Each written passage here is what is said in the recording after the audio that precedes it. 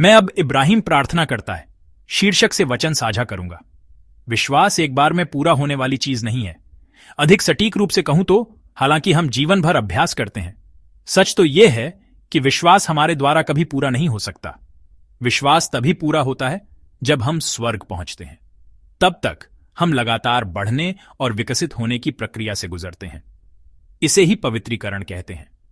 उस विकास के समय में अच्छे समय भी होते हैं, लेकिन हम निराशा और हतोत्साह के समय का भी अनुभव करते हैं।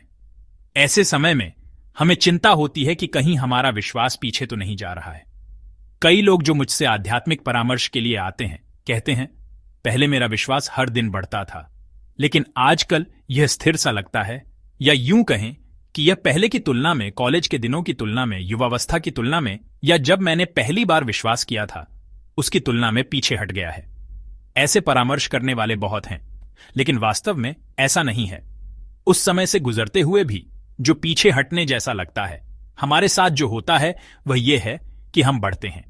कहने का तात्पर्य यह है कि हम उस समय के माध्यम से भी बढ़ते हैं। ऐसा इसलिए है क्योंकि ये समय ऐसे बन जाते हैं जब हम परमेश्वर से अधिक गहराई से और अधिक ईमानदारी से मिलते और अनुभव करते हैं। हम हमेशा निरंतर नहीं बढ़ते हैं। यह कुछ हद तक स्थिर या थोड़ा पीछे हटने जैसे समय से गुजरते हुए है कि हम फिर भी लगातार बढ़ते और विकसित होते रहते हैं। आज के वचन में इब्राहिम भी ऐसा ही है। इब्राहिम के भीतर भी उसी स्थान पर बार बार गिरने की कमजोरी थी। जैसा कि आपने कल मनन किया, इब्राहिम एक विदेशी भूमि में जाने के बाद फिर से अपनी पत्नी सारा को अपनी बहन बताने के झूठ को दोहराता है। यह पूरी तरह से झूठ नहीं है। वास्तव में उसके पास बहाने हैं, क्योंकि वास्तव में सारा उसकी पत्नी भी थी और साथ ही उसकी सौतेली बहन भी थी।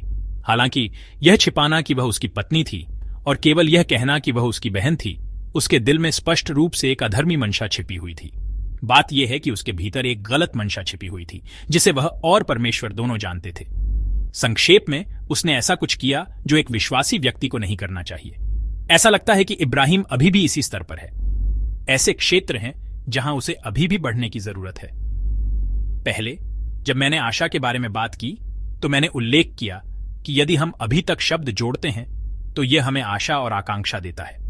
यदि हम सिर्फ यह कहें कि दर्द होता है तो यह निराशाजनक लगता है, लेकिन यदि हम इसे अभी तक ठीक नहीं हुआ है के रूप में व्यक्त करते हैं तो यह हमारे लिए आशा का स्रोत बन सकता है। यहां भी ऐसा ही है। इब्राहिम अभी तक बड़ा नहीं हुआ है। इस कथन में हम एक ऐसे इब्राहिम की छवि देख सकते हैं जिसे अभी भी बढ़ना है, जिसे अभी भी परिपक्व होना है। इस बार भी परमेश्वर ने इब्राहिम को अकेला नहीं छोड़ा। परमेश्वर ने हस्तक्षेप किया। इब्राहिम और सारा की रक्षा के लिए परमेश्वर अबीमेलेक के सपने में प्रकट हुए और इब्राहिम की स्थिति को हल करने के लिए हस्तक्षेप किया। आज के वचन का वर्णन मिस्र में हुई पहली घटना के समान है। यह लगभग समान है। अबीमेलेक यह जानने पर कि सारा इब्राहिम की पत्नी है, उसे मुआवजे के रूप में कई उपहारों के साथ इब्राहिम को लौटा देता है। इस बिंदु तक यह समान है, लेकिन आज के वचन का निष्कर्ष थोड़ा अलग है।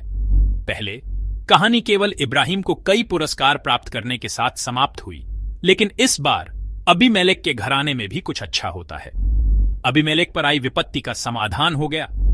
आइए आज के वचन को 17 से 18 तक एक साथ पढ़ें, जोर से पढ़ें। आमीन। आज का वचन घटनाओं का कालानुक्रमिक वर्णन नहीं करता है। हमें अनुक्रम का अनुमान लगाने के लिए हुई घटनाओं का पता लगाना होगा। सबसे पहले हम देख सकते हैं कि परमेश्वर ने पहले अबीमेलेक पर एक विपत्ति भेजी थी, और हम अनुमान लगा सकते हैं कि विपत्ति अबीमेलेक के घराने की हर कोख का बंद होना था। उसने पूरे घर में सभी प्रसव रोक दिए। इन शब्दों के पीछे हम शायद यह अनुमान लगा सकते हैं कि न केवल लोग जन्म नहीं दे पा रहे थे, बल्कि शायद उनके जानवरों की कोख भी बंद हो गई थी। दूसरे शब्दों में यह केवल बच्चे न हो पाने के बारे में नहीं था, बल्कि पूरे देश के लिए आर्थिक समस्याओं और अन्य कठिनाइयों के बारे में भी था। उसके बाद परमेश्वर अबीमेलेक के सपने में प्रकट हुए और एक कड़ी चेतावनी दी। यह चेतावनी सुनकर अबीमेलेक सारा को वापस भेजता है और फिर परमेश्वर अबीमेलेक को पुनर्स्थापित करता है। आयत 17 का उत्तरार्ध दर्ज करता है। परमेश्वर ने अबीमेलेक और उसकी पत्नी और दासियों को चंगा किया। उस चंगाई से तुरंत प्रसव हुआ। परमेश्वर ने उस घराने की सभी कोख को फिर से खोल दिया जिसे उसने बंद कर दिया था। लेकिन इस विपत्ति और चंगाई के बीच कुछ अद्भुत है। वह क्या है? वह प्रार्थना है। यह प्रार्थना ही है। आयत 17 में लिखा है कि अब्राहम ने परमेश्वर से प्रार्थना की। यह कल के वचन में पहले ही बता दिया गया था। आइए कल के वचन से आयत 7 को एक साथ पढ़ें, जोर से पढ़ें। आमीन।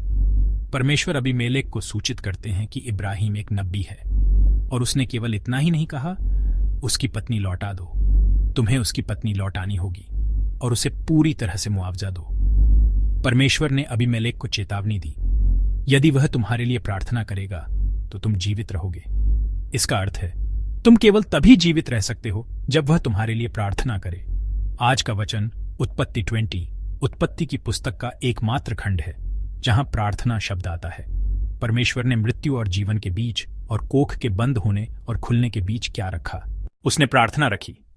बात यह है कि प्रार्थना के माध्यम से उसने उन लोगों को बचाया जिन्हें उसने मारने का निश्चय किया था, और प्रार्थना के माध्यम से उसने उन कोख को खोला जिन्हें उसने बंद कर दिया था।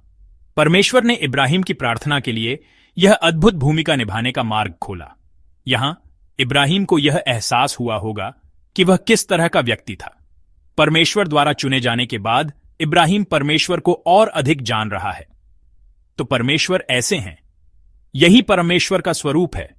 उत्पत्ति 12 से आज के अध्याय 20 तक इब्राहिम परमेश्वर के विभिन्न पहलुओं का अनुभव करता है। परमेश्वर वह है जो शक्तिशाली राजाओं को कुचल सकता है। परमेश्वर वह है जो मिस्र के राजा और अब अबीमेलेक दोनों पर शासन करता है। वह भी है जो एक पल में सदोम और अमोरा का न्याय कर सकता है। इब्राहिम विश्वास की इस यात्रा पर चलते हुए धीरे धीरे यह जान रहा है कि परमेश्वर कौन है। हालांकि विश्वास की यात्रा केवल परमेश्वर को जानने की यात्रा नहीं है। विश्वास की यात्रा यह जानने की भी यात्रा है कि मैं कौन हूं, मैं जिसे परमेश्वर ने चुना है, मैं जिसके माध्यम से परमेश्वर अब इस तरह से काम कर रहा है। यह महसूस करने की एक प्रक्रिया है कि मैं कौन हूं, मेरा मिशन क्या है, परमेश्वर ने मुझे क्यों चुना और मैं किस तरह का व्यक्ति हूं जिसे चुना गया है और एक मिशन दिया गया है। इस प्रक्रिया में क्या एक प्रमुख भूमिका निभाता है? प्रार्थना एक प्रमुख भूमिका निभाती है। प्रार्थना यह महसूस करने के लिए सबसे अच्छा साधन है कि मैं कौन हूं। परमेश्वर इब्राहिम की प्रार्थना के माध्यम से काम करता है। यह कुछ ऐसा है जिसे परमेश्वर निश्चित रूप से अकेले कर सकता है। परमेश्वर सीधे हस्तक्षेप कर सकता था, अबीमेलेक के घराने में बंद कोख को खोल सकता था और मृतकों को जीवित कर सकता था। लेकिन परमेश्वर अकेले काम नहीं करता है, वह उस काम में इब्राहिम को शामिल करता है। इसका मतलब है कि वह इब्राहिम की प्रार्थना का उपयोग करके काम करता है। प्रार्थना के द्वारा हम परमेश्वर के कार्य में भाग लेते हैं और प्रार्थना के द्वारा हम परमेश्वर की शक्ति का उपयोग करते हैं। हमारे अंदर कोई शक्ति नहीं है, हमारे पास ऐसे काम करने की कोई सामर्थ्य नहीं है। इब्राहिम के पास गर्भ खोलने या बंद करने की कोई शक्ति नहीं है। हमारे पास न केवल दूसरों के लिए कुछ करने की ताकत नहीं है, बल्कि हमारे पास खुद को बचाने की भी शक्ति नहीं है।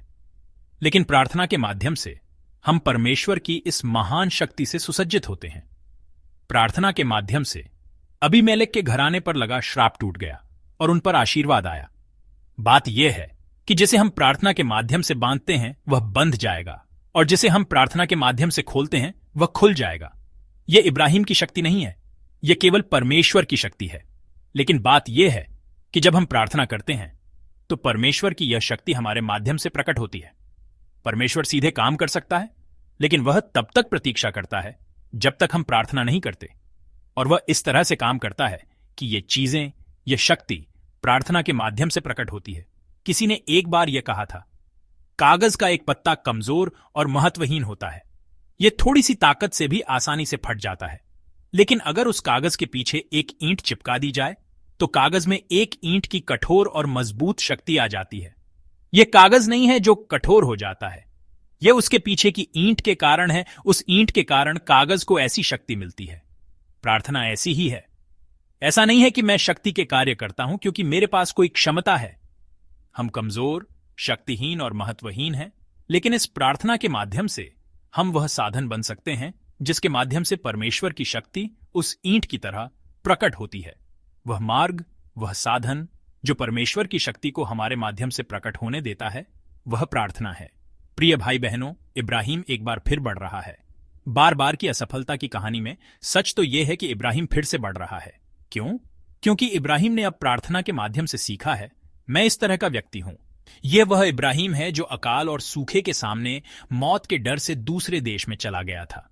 यह वह इब्राहिम था जिसने एक झूठ बोला जो पूरी तरह से झूठ नहीं था, यह कहते हुए कि उसकी पत्नी उसकी बहन थी, इस डर से कि उसकी पत्नी को ले लिया जाएगा और वह खुद मारा जाएगा। ऐसे कमजोर व्यक्ति को परमेश्वर ने अबीमेलेक के पूरे घराने की कोख खोलने का काम सौंपा। इब्राहिम शक्तिहीन है, लेकिन परमेश्वर सर्वशक्तिमान है। मैं आपको प्रभु के नाम से आशीष देता हूं कि ऐसे कार्य हमारे सभी कलीसिया के सदस्यों के साथ हों। हम शक्तिहीन हैं, लेकिन परमेश्वर सर्वशक्तिमान है। प्रार्थना वह साधन है जिसके द्वारा हम जो शक्तिहीन हैं, सर्वशक्तिमान परमेश्वर से जुड़ते हैं।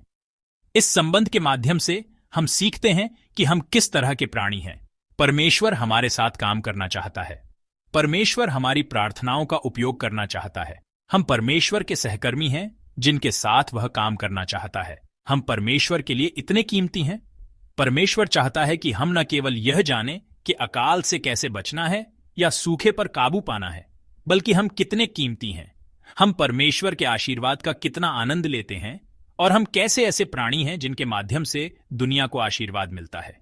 मैं प्रभु के नाम से आप सभी को आशीष देता हूं कि आज आप यह जान सकें कि परमेश्वर कौन है, यह महसूस करें कि आप कौन हैं और सामर्थ्य के साथ प्रभु द्वारा आपको सौंपे गए मिशन को पूरा करें।